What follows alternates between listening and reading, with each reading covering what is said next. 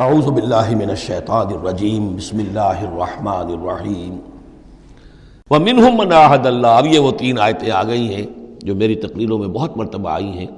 ہم مسلمانان پاکستان کے لیے خاص لمحہ فکریہ ہیں۔ مدینہ کے منافقین کی ایک خاص قسم کا تذکرہ ہو رہا ہے۔ ومنہم من عاہد اللہ، ان میں سے وہ لوگ بھی ہیں جنہوں نے اللہ سے عہد کیا تھا، لئن آتانا من فضلہ، اگر اللہ ہمیں اپنے فضل سے نواز دے گا، غنی کر دے گا، دولت دے دے گا، دولت مند کر دے گا، لنصدقن ولنکونن من الصالحین، ہم خوب صدقہ خیرات کریں گے اور نیک بن جائیں گے۔ فلما آتاہم من فضلہ، جب اللہ نے انہیں نواز دیا اپنے فضل سے، غنی کر دیا، بخلوا بہ، اب اس دولت کے ساتھ بخل کیا، وتولوا وہم معرضون، اور پیٹھ موڑ لی اور اعراض کیا، فعاقبہم نفاقا فی قلوبہم، تو اللہ نے سزا کے طور پر ڈال دیا ان کے دلوں میں نفاق۔ عاقبہم، عقوبت، سزا۔ دنیا میں نقد سزا یہ ملتی ہے اللہ سے کوئی وعدہ کر کے پھر جانے کی کہ نفاق جو ہے وہ دل میں پیدا ہو جاتا ہے۔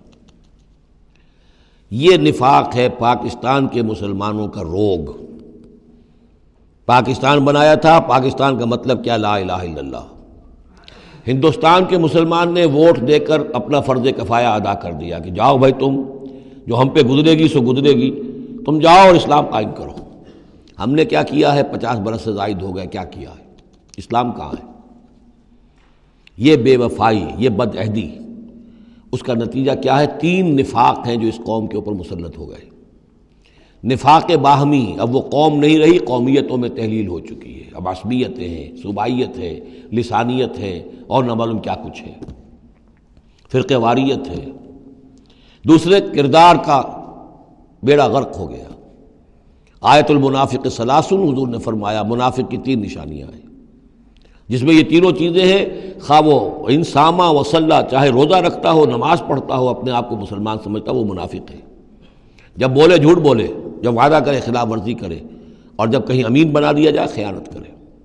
وہ دیکھ لیجئے اپنی قوم کو، جو جتنا بڑا ہے الا ماشاء اللہ، ایکسیپشنز پروو دی رول، قانون یہی ہے، جو جتنا بڑا اتنا ہی جھوٹا، اتنا ہی خائن، اور اتنا ہی وعدہ خلاف۔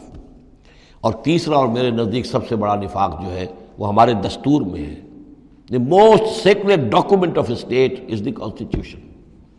اور منافقت کا پلندہ ہے کہ ایک ہاتھ سے اسلام داخل کرتے ہیں، دوسرے سے نکال دیتے ہیں۔ ایک دفعہ دیکھیں تو اسلام ہی اسلام، کیا اللہ، اتنی بڑی بات، no legislation can be done repugnant to the Quran and the Sunnah, اتنی بڑی بات۔ یہ تو معلوم ہوتا ہے کہ سورہ الحجرات کی پہلی آیت کا ترجمہ کر کے دستور میں لکھ دیا، لیکن اس کے ساتھ ہی اس کے اوپر کوئی اس پہ عمل کرنا ضروری نہیں ہے، وہ لکھی رہے گی بس۔ اور ہم نے ایک آئیڈیالوجی کونسل بنا دی ہے، وہ اس کے مطابق سفارشات پیش کرتی رہے گی، اور ہر سال اس کی رپورٹ پیش ہو جایا کرے گی، خلاص۔ کوئی اس میں سینکشن نہیں، کوئی اس کے نافذ کرنے کی کوئی ذمہ داری نہیں، کوئی پابندی نہیں۔ فیڈرل شریعت کورٹ، کیا کہنے ہیں فیڈرل شریعت کو، بڑے بڑے چوٹی کے علماء، اور کیا کیا تنخواہیں ان کو ملی ہیں، اور کیا کیا مراعات ملی ہیں، وہ سب کچھ ہے، لیکن صورت کیا ہے؟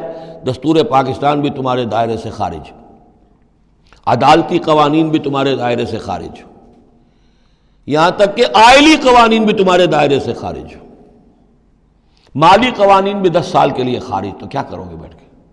تنخواہیں لو اور ایکسرسائز ان فیوٹیلیٹی، وقت گزارو، اللہ اللہ خیر صلی اللہ۔ منافقت میرے نزدیک اس پوری دنیا کے اندر شاید دستور کی سطح پر ایسی منافقت کہیں اور موجود نہ ہو۔ یہ ہے ہمارا روگ اصل۔